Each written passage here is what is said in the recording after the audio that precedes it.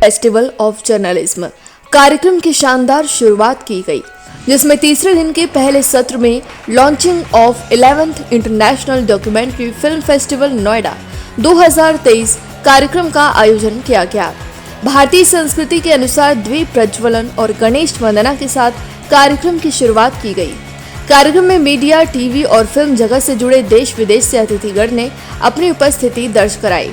कार्यक्रम में गणेश शंकर विद्यार्थी को ट्रिब्यूट देने के लिए गणेश शंकर विद्यार्थी फोरम पोस्टर रिलीज किया गया। बता दें, गणेश शंकर विद्यार्थी एक निडर और निष्पक्ष पत्रकार तो थे ही, इसके साथ ही वो समाजसेवी, स्वतंत्रता सेनानी और कुशल राजनीतिज्ञ भी थे।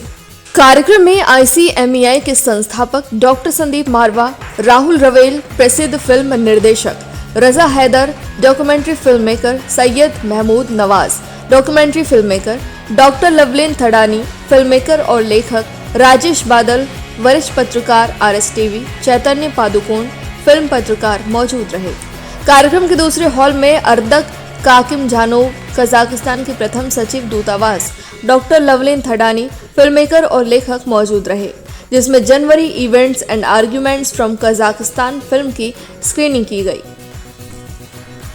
कार्यक्रम में ICMEI के संस्थापक डॉक्टर संदीप मारवा द्वारा अर्दक काकिमजानोव, कजाकिस्तान के प्रथम सचिव दूतावास को फिल्म डॉक्यूमेंट्री के लिए अवार्ड ऑफ डिस्टिंक्शन देकर सम्मानित किया गया। Very long ago, we created Indo-Kazakhstan Film and Culture Forum, and under this forum, we both the government of Kazakhstan, the embassy of Kazakhstan, and International Chamber of Media and Entertainment Industry, Marva Studios, and AFT, together we are promoting and developing art and culture of both the countries.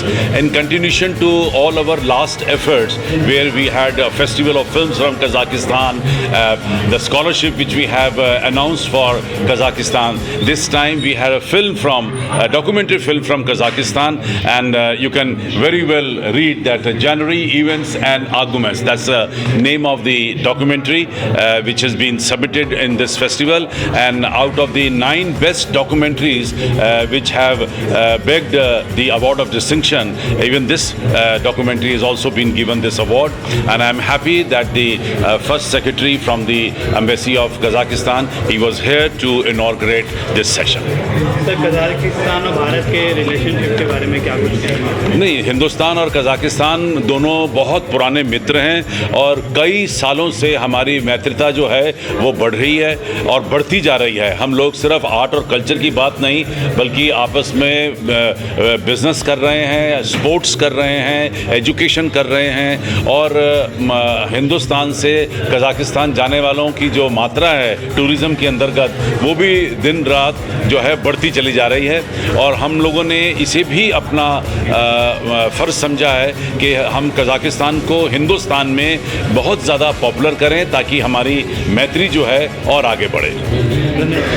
Thank you. We have wonderful relations with Kazakhstan. India has always enjoyed a very close cultural relationship with erstwhile Soviet republics, Kazakhstan, Uzbekistan, Azerbaijan, all these countries. And I personally visited Kazakhstan 3 years ago, 4 years ago. It is an amazing, amazing, amazing country. It is so beautiful that to my mind it beats Switzerland completely. कार्यक्रम में उपस्थित सभी अतिथिगण को भगवत गीता भेंट कर उनका स्वागत किया गया। ICMEI के संस्थापक डॉक्टर संदीप मारवा ने कार्यक्रम में उपस्थित सभी लोगों का शुक्रिया अदा किया और कहा, डॉक्यूमेंट्री फिल्म किसी विशेष विषय पर आधारित सच्चाई होती है जो विषय के विभिन्न पहलुओं को दर्शक के सामने रखती है। डॉक्यूमेंट्री फिल्म की सफलता इस बात में है कि वो गागर में सागर की भांति विषय के बारे में सारी जानकारी किस तरह प्रस्तुत करता है। कार्यक्रम में उपस्थित अतिथिगण ने भी डॉक्यूमेंट्री फिल्म पर अपने विचार साझा किए। कार्यक्रम में प्रश्न उत्तर का सत्र भी रखा गया, जिसमें स्टूडेंट्स ने डॉक्यूमेंट्री फिल्म पर अतिथिगण से प्रश्न किए और उसके जवाब पाए। कार्यक्रम में आए सभी अतिथिगण को ICMEI के संस्थापक डॉक्टर संदीप मारवा द्वारा मोमेंटो देकर सम्मानित किया गया। कार्यक्रम के अंत में उपस्थित सभी अतिथिगण संदीप मारवा और स्टूडेंट्स का सुशील भारती, डायरेक्टर ब्रॉडकास्टिंग द्वारा धन्यवाद ज्ञापन किया गया।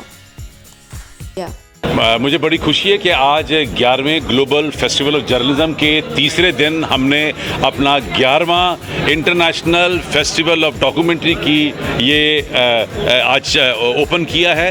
आज से फिल्में आना शुरू हो जाएंगी।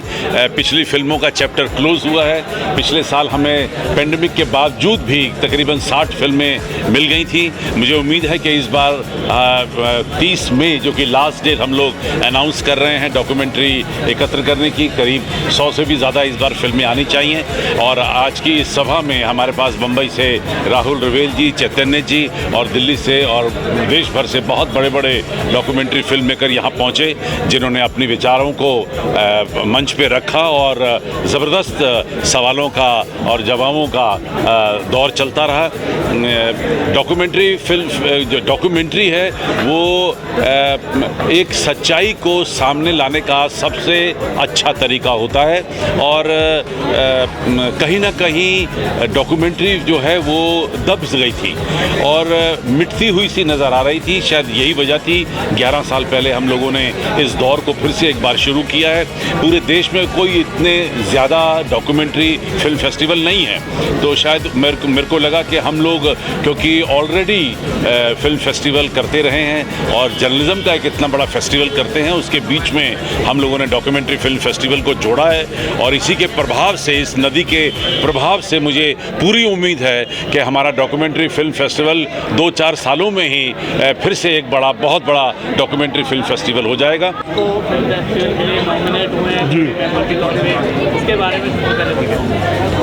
Being nominated for the jury of Moscow Film Festival is a very big honor.